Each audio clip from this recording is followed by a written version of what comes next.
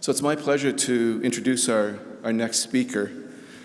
I talked earlier about the power of universities producing great talent, and I think we have a wonderful example in our next speaker. Holding degrees in economics and English from the University of Calgary, Danielle Smith has been the Premier of Alberta since 2022. She's also worked extensively in the media, including hosting her own radio show, and in business, most recently as the president of the Alberta Enterprise Group. Following her keynote, the Premier will hold a Fireside Chat, hosted by longtime journalist and now Vice President of Strategy at the Business Council of Canada, Heather Scoffield, who is known to many of you. So without further ado, please join me in welcoming today's keynote speaker, the Premier of Alberta, Danielle Smith.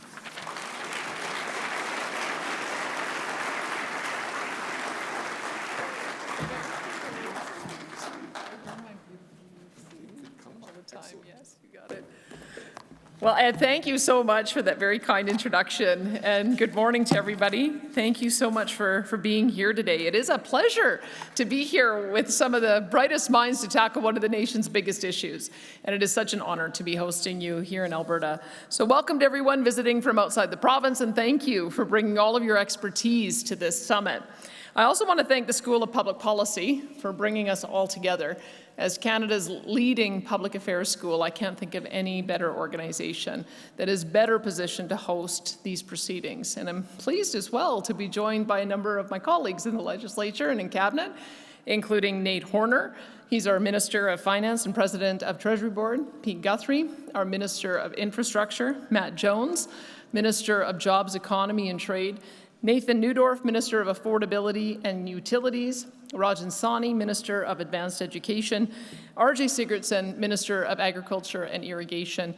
And Rick Wilson, Minister of Indigenous Relations. He and I were just over at the AFN. They're having their major national meeting here today as well.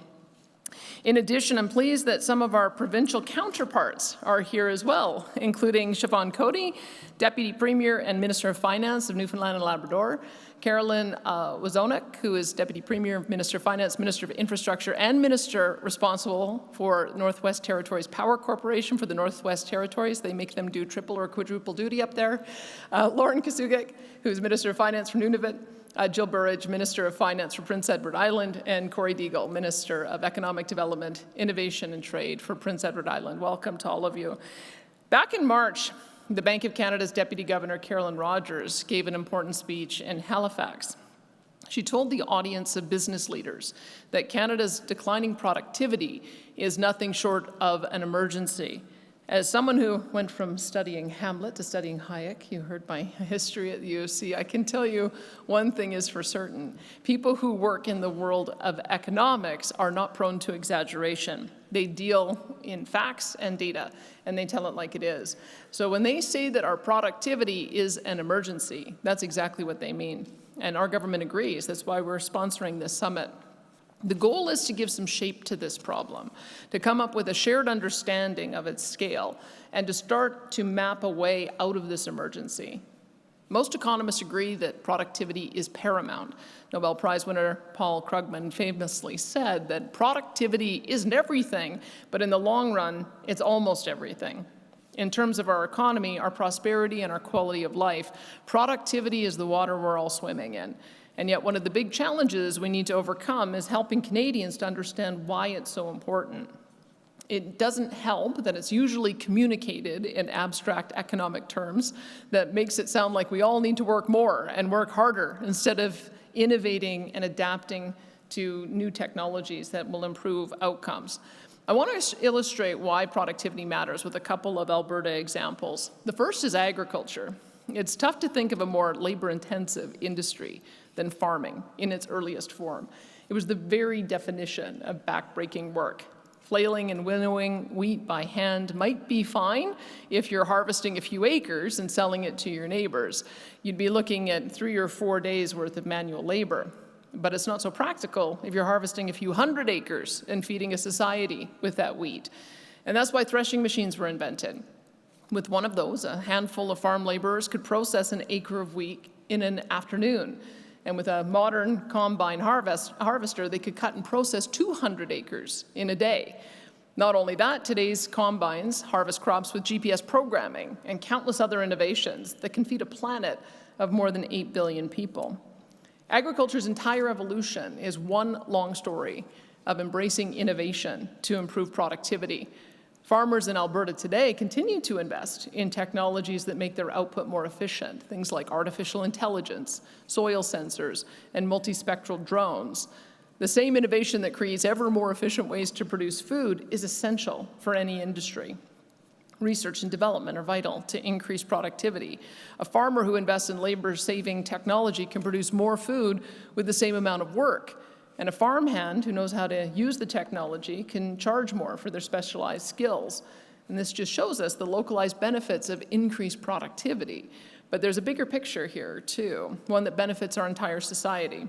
By producing more food for the same amount of labor, the farmer can pay skilled trades workers more per hour without raising prices. That means the workers have more to spend. And when they go to the store, the prices don't wipe out any of the gains that they've made. And that is why productivity matters. It raises living standards and increases prosperity without increasing inflation. Agriculture still has strong productivity in Canada, and so does the energy industry. Energy operators are constantly investing in innovative technologies and upgrading infrastructure so they can produce oil and gas as efficiently and cost-effectively as possible. And Alberta is among the leaders in carbon capture, utilization, and storage, first as a pioneer injecting solvents into subsurface reservoirs for enhanced oil recovery in the late 1950s, and then later conducting subsurface disposal of acid gases, including carbon dioxide, associated with natural gas processing.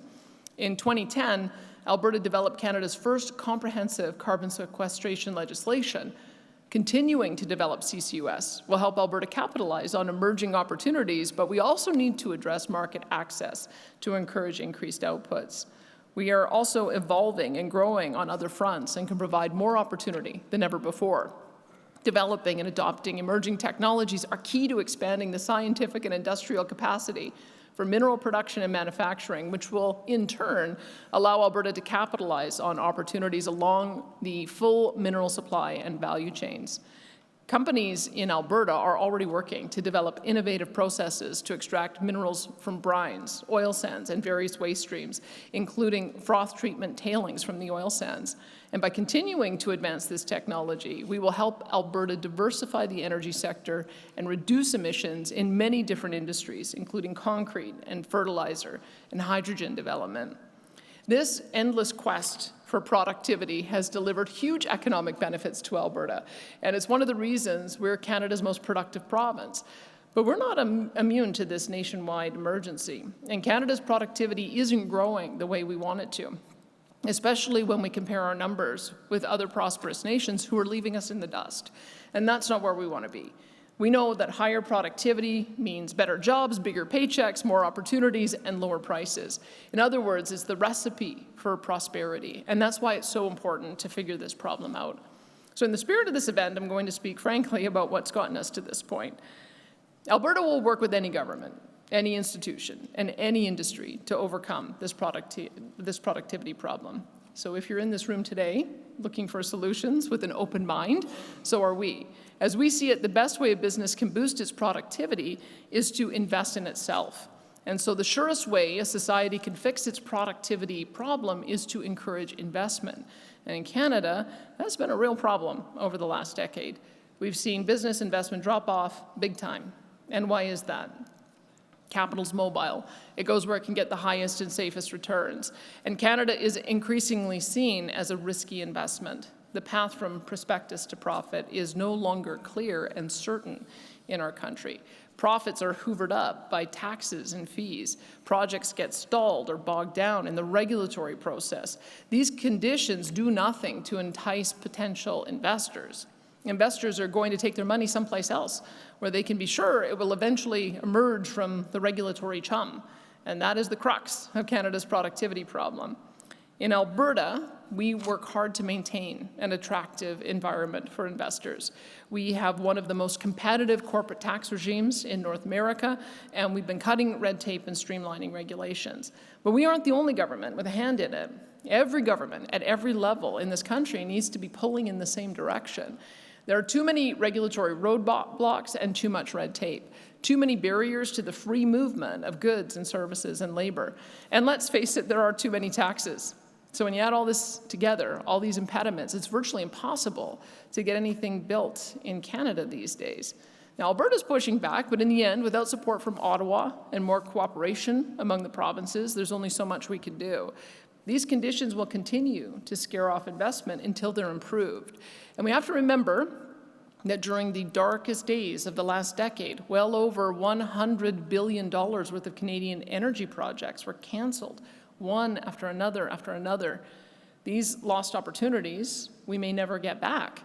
Now, Alberta is a resilient place and investment is returning to our energy industry, but if that growth-killing dynamic is repeated in every province across Canada, it's easy to grasp the scale of this emergency. And keep in mind that Alberta remains the most productive province within the Confederation. Other jurisdictions are far worse than we are.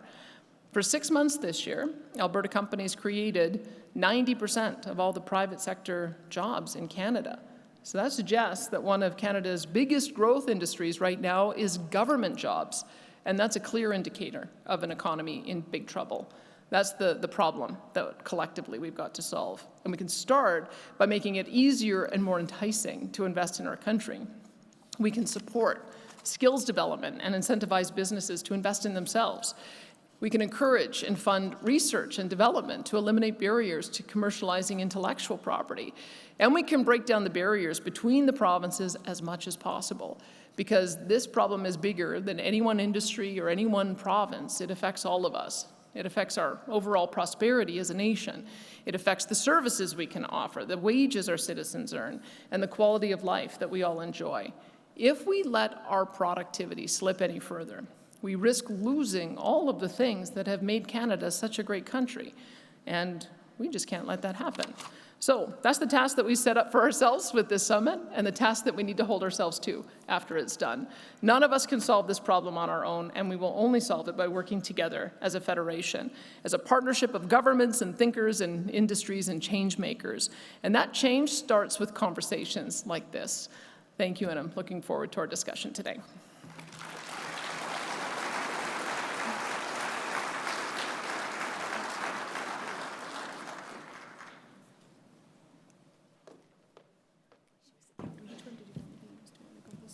Either way.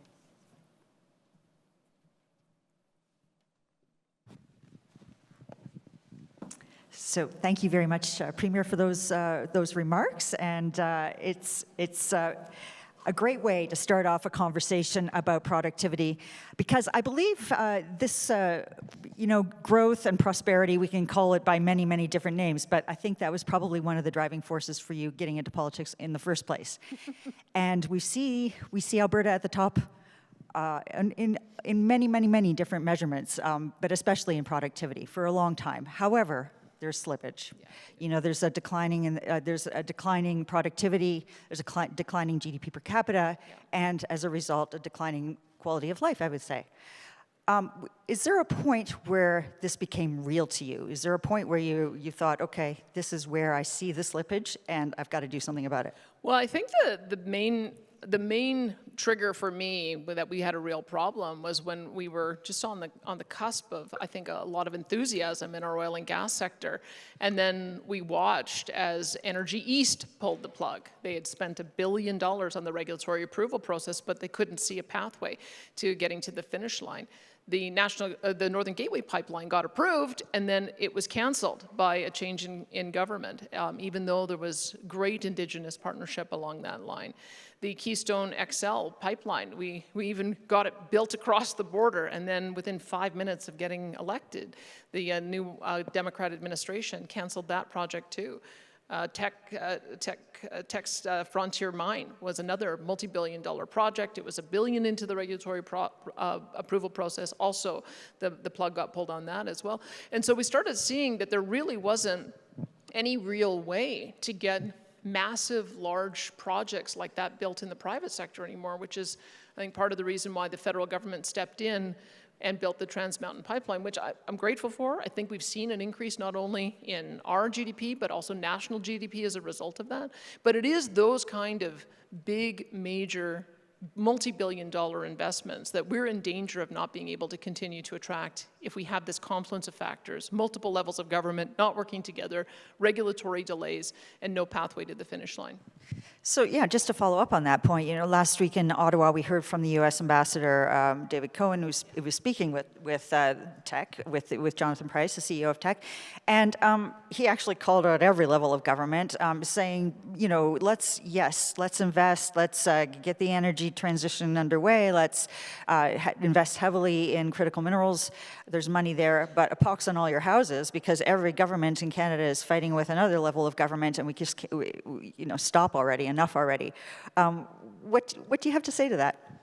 Well, I would say that we have been able to work well with the federal government on a couple of major projects. So when we're talking about the energy transition and transforming the way that we use oil and natural gas, they've actually been a pretty good partner. So in northern Alberta, in the industrial heartland, we partnered on an approach that attracted Dow Chemical. They're the first net zero petrochemical project in the world.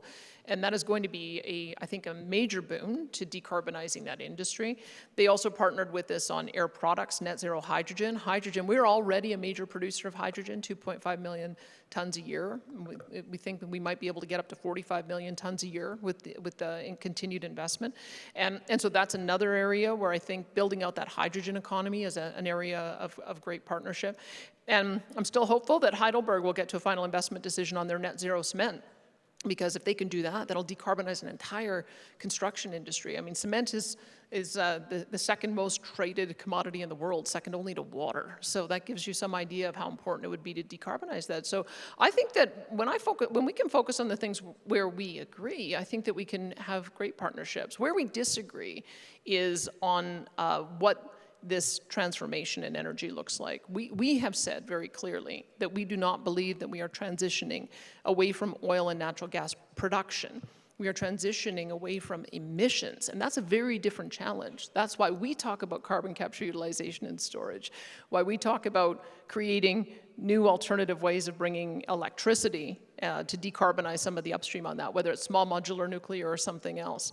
And it's why we talk about direct air capture as a potential way to get to the finish line. And so if we can get the federal government to focus with us on what we think the solution is on some of those things, where we can reduce emissions by exporting our cleaner energy and our technology to the world so that they can decarbonize and bring emissions down, and that we can continue to allow this incredible prosperity in this industry to be reinvested in some of the new technologies that will allow us to turn that waste stream into a revenue stream.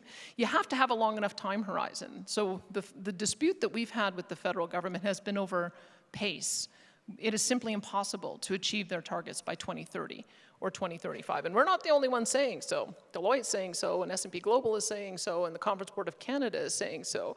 But if you start looking at a longer time horizon, 25 years, now you're giving companies enough time for them to invest today, knowing that there's a natural capital turnover.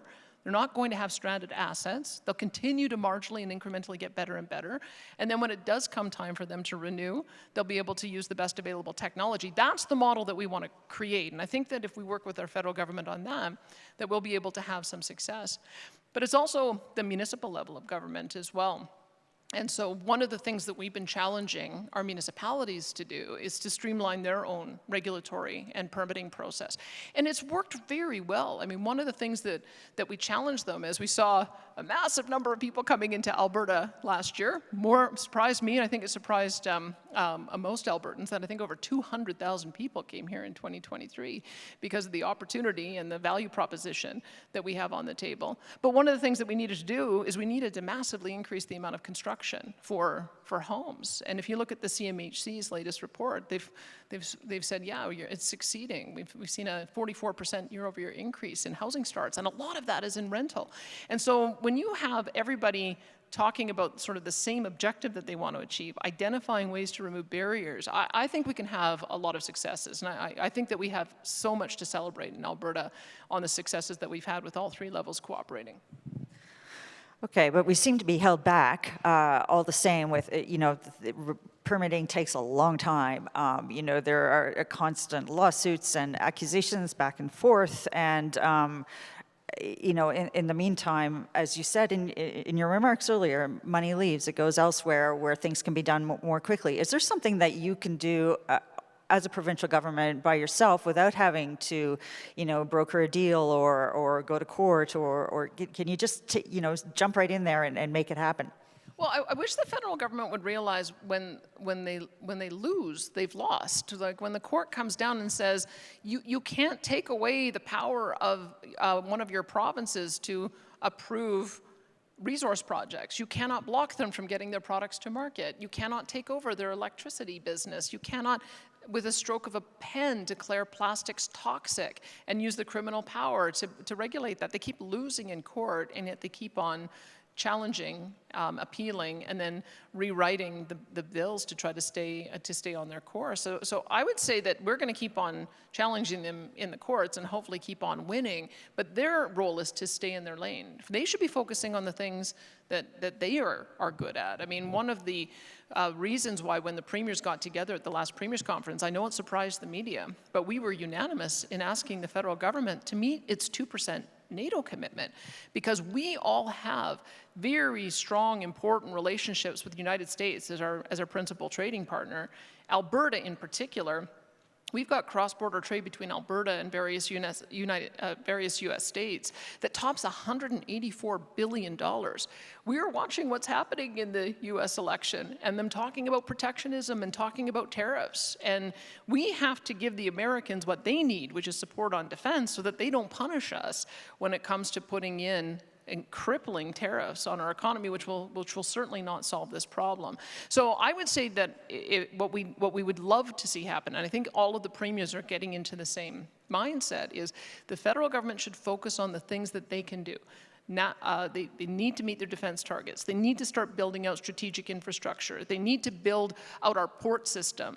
When you look at how landlocked Northwest Territories, since they're here, are in particular, there's a huge opportunity, but they need to be able to get a port and roads and infrastructure to get that to market. Those are all vitally important things for a federal government to do, and those are the principal role of government, really, in my view, is investing in that kind of productivity improving infrastructure so that all of the provinces and territories are able to benefit from it. So we'll continue the conversation. I think the provinces are all coming very much to the same view, which helps to push it along. And then in return, we think our job as well is once we do have the success of attracting people, we've got to continue to manage the pressures of growth to be able to keep up with it. Okay, let's talk about Alberta, the economy within the province. So, obviously oil and gas has led the way in terms of productivity, but less and less so over time. And how much thought do you give to diversifying the economy, pushing harder on that so that, where oil and gas cedes a little space, we can have other things that the world wants? I know you've looked at artificial intelligence, you're looking at obviously agriculture and so forth, but what's your strategy there? Well, I would say that the real problem that we have of the reliance on oil and gas is provincial revenues, because when provincial revenues go up with oil and gas revenues, we tend to increase spending, and then when they come down, it blows a hole in our budget, which gives everybody the impression, oh my goodness, we might not be diversified enough. So I don't think the economy as a whole is suffering from not being diversified enough. I think that the provincial government suffers from being too reliant on its resource revenues to fund the day-to-day expenses. So we are solving that one way, and I'll deal with the diversification in a minute. One of the ways that we're solving that, working with my previous finance minister and my current finance minister, is we've established a fiscal framework. So we're limiting year-over-year spending increases to below inflation and population growth. When we get surpluses at the end of the year, we have to put half of them into debt repayment, and then the other half can be used for savings or debt repayment or one-time spending. But we've also started reinvesting in our Heritage Savings Trust Fund. So this is a fund that Peter Lougheed seeded with $12 billion until they stopped contributing to it in '84.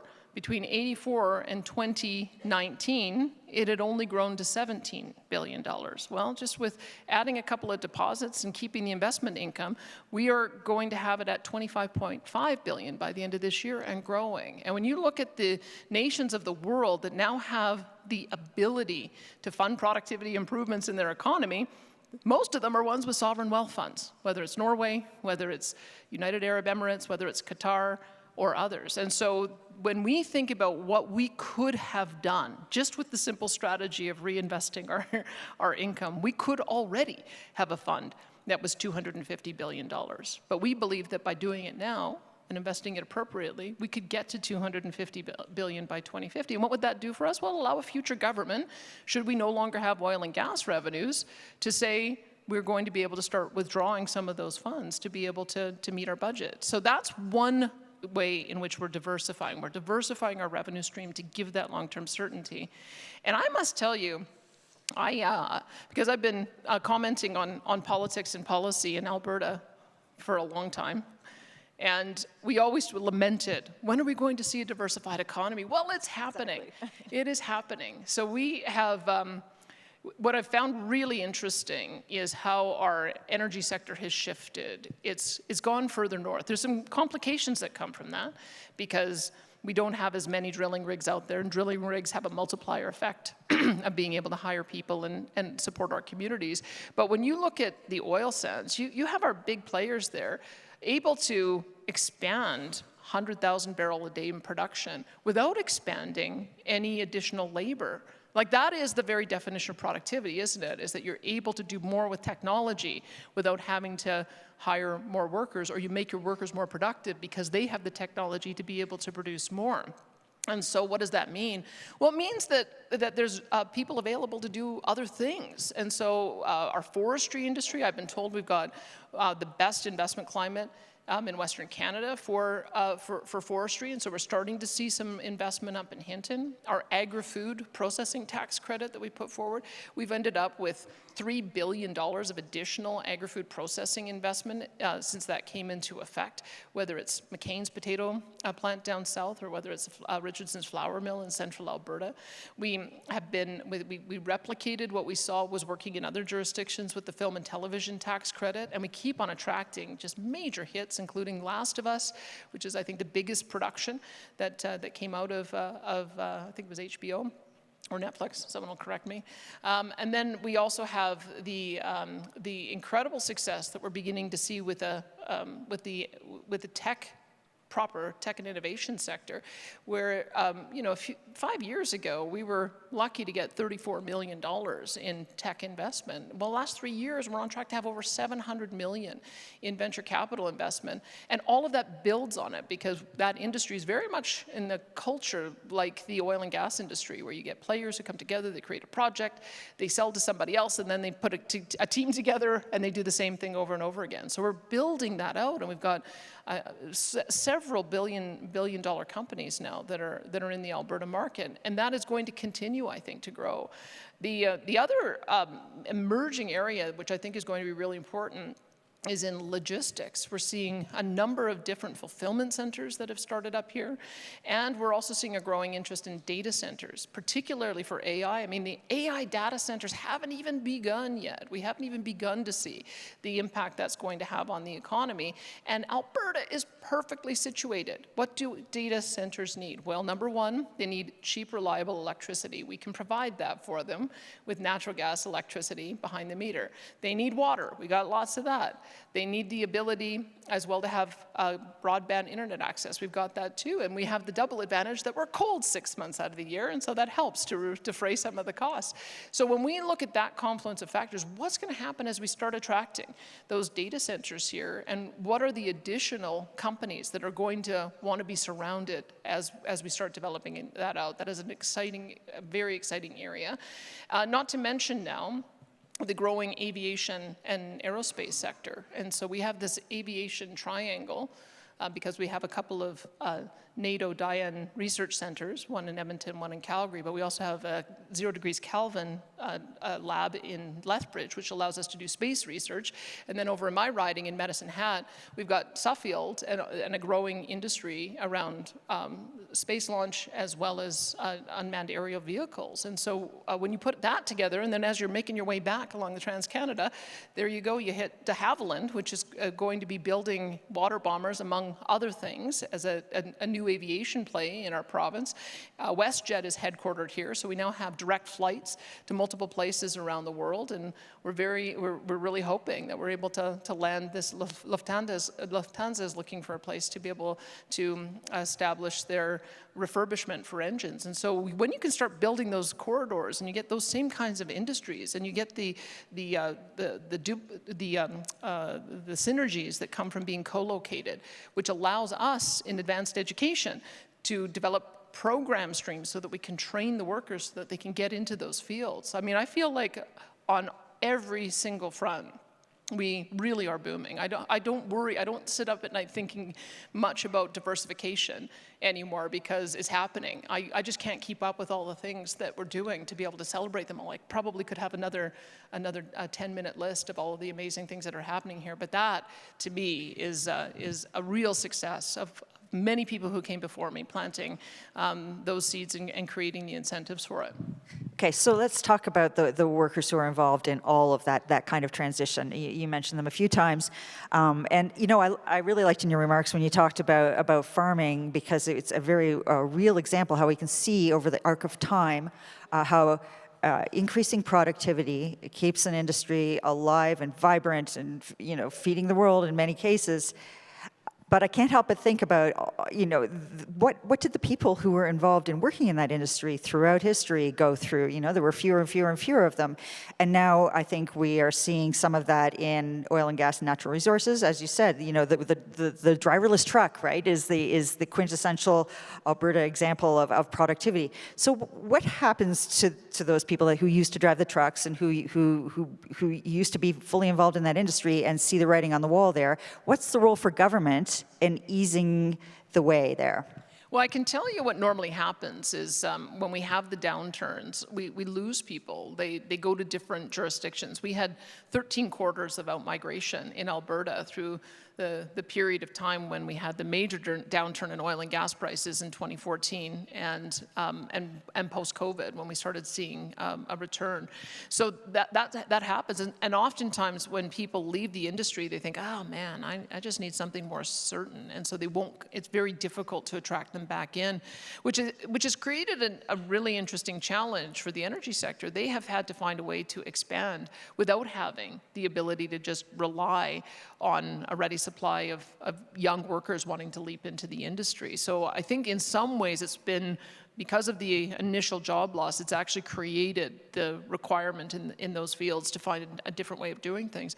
I have to tell you, I'm feeling really optimistic about some of the investments that I'm now beginning to see in the STEM field and some of the trades education and professions and careers education that we're seeing in our K-12 education system, as well as in advanced education. And I'll just give credit to Rajan Sadi, our advanced education minister, and Dimitrios Nicolaides, my education minister, because they've been pushing that out, that there are wonderful careers and professions to be had by getting dual credit in high school or being in our registered apprenticeship program, and then being able to get out and either immediately going into the workforce or spending a couple of years to finish off some certification so that you can then start working right away.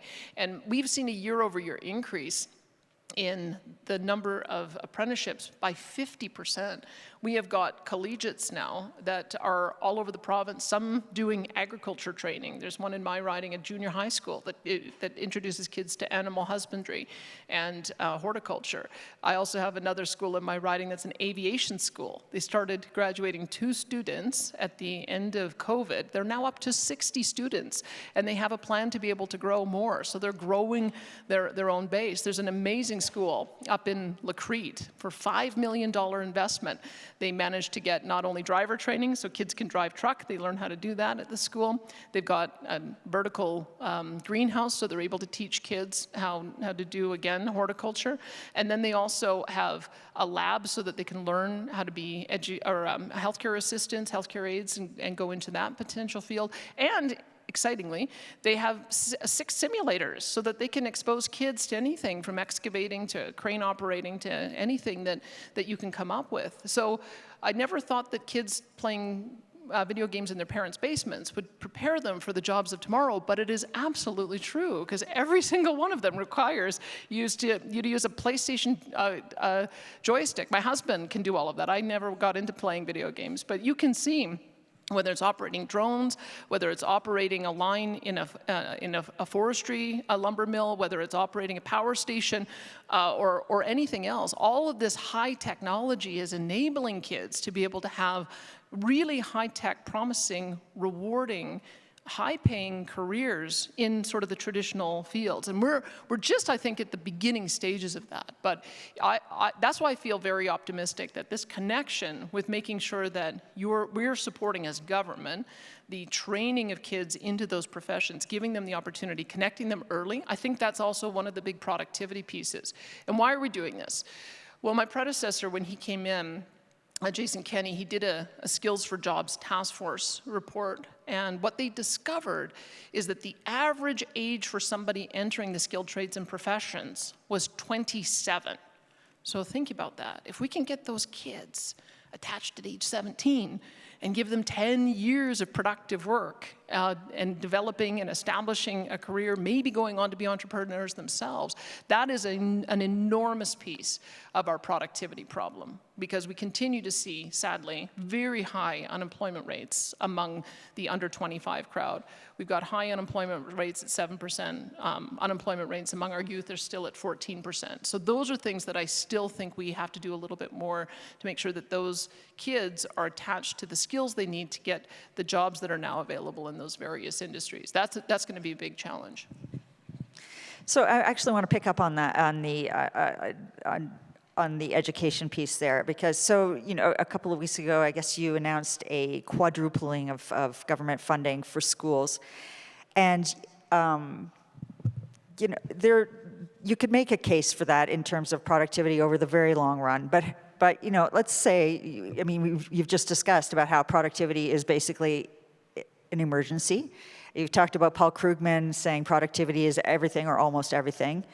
And then, as a premier, you're also having to keep your fiscal house in order, and you have to, there are social demands on there. There's demands for schools and hospitals, and you're spending an awful lot of money on those things. So where does productivity fall in your list of priorities, given that it's an emergency? Well, I'd like everyone to have very high-paying jobs so that they can continue generating revenue so that we can keep up with our demand on healthcare and education. And that really is the symbiotic relationship, I think, between the business sector and what governments do. Let's face it. So provincial order of government, it is our job to deliver healthcare in our country. Hospital services and doctor services are provided by government under a single administration. K-12 education in our province, although we have choice, 95% of parents choose to send their kids to a public school, whether it's a charter or whether it's Catholic, public or Francophone. And then of course we have a certain percentage of those kids who go on to post-secondary, which we fund a portion of.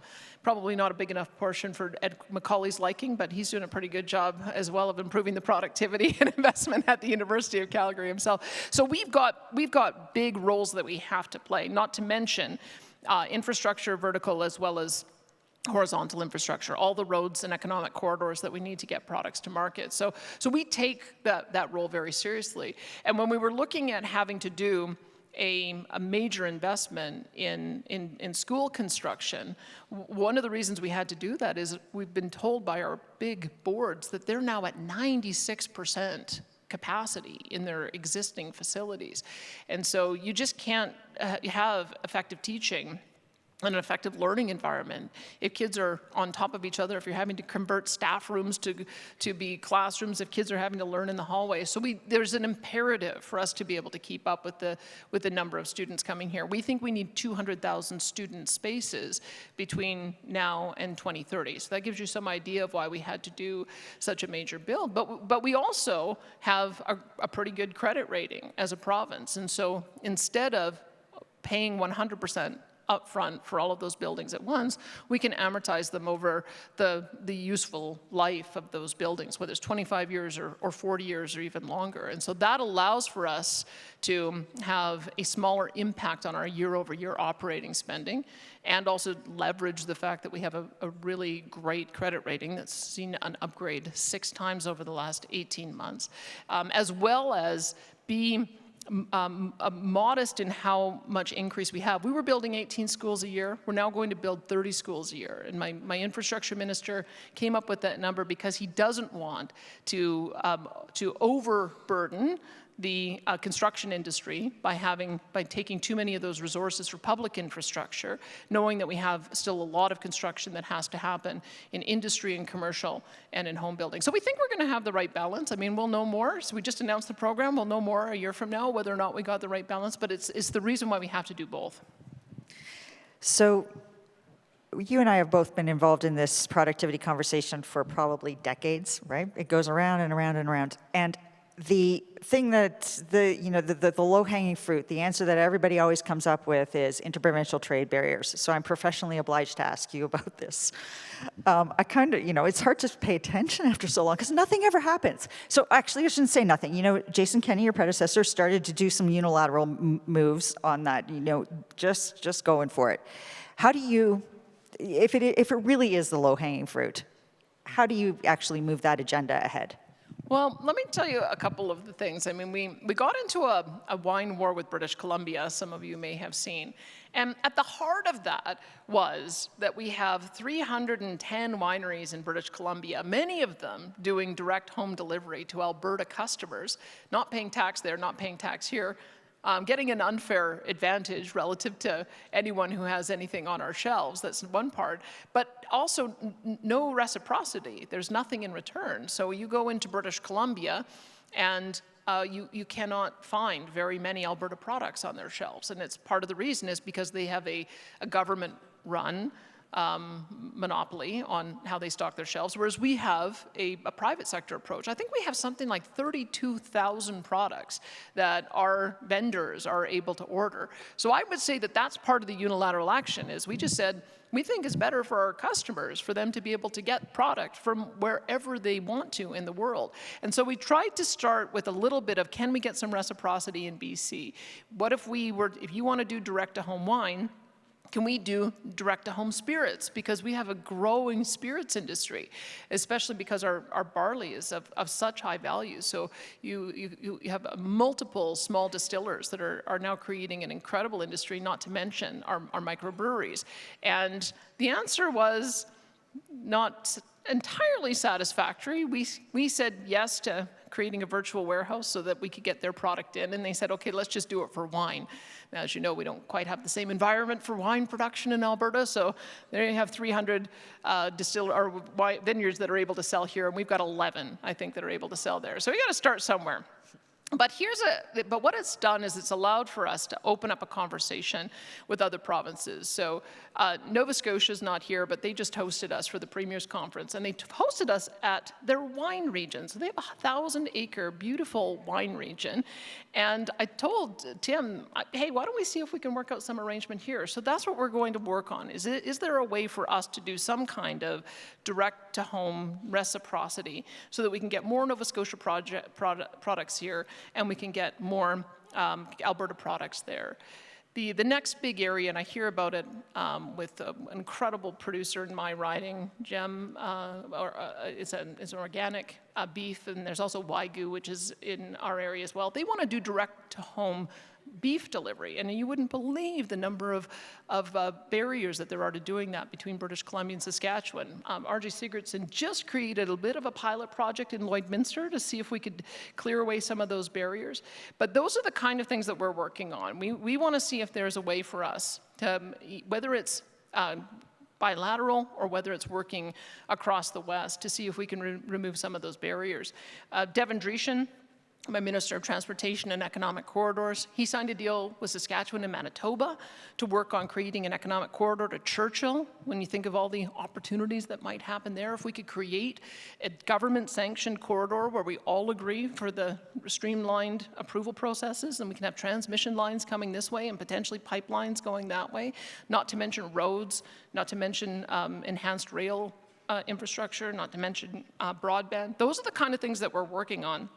And we'd like to see if we can do some more of that with British Columbia as well. So there is no question that the provinces have a role to play in doing bilateral agreements and using our COF table, the Council of the Federation table, to identify and address those issues as well. And I would say Alberta has been a leader in that. I mentioned liquor, but going back even further, when Gordon Campbell and Premier Klein were in office, they signed the Trade, Investment, and Labour Mobility Agreement. And then when Brad Wall got elected in Saskatchewan, they expanded that out to the New West Partnership. And so it made apparent what some of the regulatory restrictions are. And now we have to go through and work on removing those one by one. But we're very keen on working with our provincial partners on that. I don't know if it's going to be, I don't know if it's all that fruitful to try to get it all done with 10 premiers and 3 territorial premiers all at the table trying to focus on the multitude of issues. I think by doing it province by province, we might have a bit more success. Okay, my last question, and I will see if we have time for a couple of questions from the audience. I'm not sure about that, but hopefully we'll get an indication. So I just wanted to take you global for a moment. We're faced with this productivity crisis, and at the same time, globally, Canada, Alberta, are faced with a long-running stream of crises that just keep hitting us almost out of nowhere. We've had the invasion of Ukraine, we've had inflation, we've had the pandemic. Those aren't in the right order, but the point is that they keep coming at us, and now we are facing an unstable United States. We don't know how it's going to, how the next president of the United States will affect our economy. Somehow it will, for sure. Our response as a country has been to talk a lot about, resiliency and redundancy and just in case, let's build up this, and just in case we'll do this. That seems to me to be the opposite of the efficiency that's needed to go in the direction of improving productivity. So how do you handle that? No, it's a very good point, because I think what you are seeing is more countries are talking about repatriating their own supply chains, and we've seen the impact of that. I mean, just watching with the EV investment in Ontario. So big announcement for investment in batteries in Ontario so that they can convert their auto industry to producing more of those cars. But there's going to be a delay. And so the way to address that is now they're announcing a tax on Chinese EVs coming in as a result. And so you're going to end up with consumers paying more. So sometimes you do end up with, who do you do the lens through? Is it through the lens of what's best for the producer, or it's through the lens of what's best for the consumer? I think that's an unanswered question at the moment, because I think that with the supply chain disruptions, I think there are certain supply chains that jurisdictions are going to want to have from top to toe on. So we'll see what your group ends up coming up with. But I look at, again, we can't underestimate how important the American trade relationship is. I wanted to just underscore, I mentioned that Alberta alone has cross-border trade with our various U.S. counterparts of $184 billion. Our next closest trade partner might be China, South Korea, and Japan, $5 billion each. So that relationship has to be job one for not only our Prime Minister, but also for each of us as premiers regardless of who's in the White House. And so when I get asked about that, I say we've had a great relationship when we've had Democrats in the White House, great relationship when we've had Republicans in the White House. It's a little bit easier to get oil pipelines approved with the Republicans, but we also have the ability to have a conversation about LNG and building out the hydrogen and ammonia economy if there's a Democrat in the White House. So I think we have an opportunity either way. The other thing I would mention is that we're hoping to get into a position with British Columbia and Canada's support of participating in the auctions for supply of ammonia to South Korea and to Japan. And the interesting part of that conversation is that we've been told, Matt Jones is my Minister of Jobs Economy, he's done trade missions over there. We've been told we're seen to be a more stable environment in Canada than the United States, which is really interesting. And I can see why, because if you can imagine getting agreement from a Liberal Prime Minister, an Alberta Conservative Premier, and an Alberta NDP Premier on the need to go forward on that, that's about as political risk-proof as you can possibly get. You can see a change potentially of government, but you can see that across different ideological parties, if you're all able to agree on the outcome, that I think is the way that we offer the value proposition of why people should invest here. The other thing I'd say about the unique position we find ourselves in. And again, not to diminish our relationship with the US, but if we do end up with tariffs, we've got to start thinking about what we would do on that. Trans Mountain is going to be enormously important for us. Coastal GasLink, when it opens, enormously important for us, plus the various LNG projects there. So those are two really vital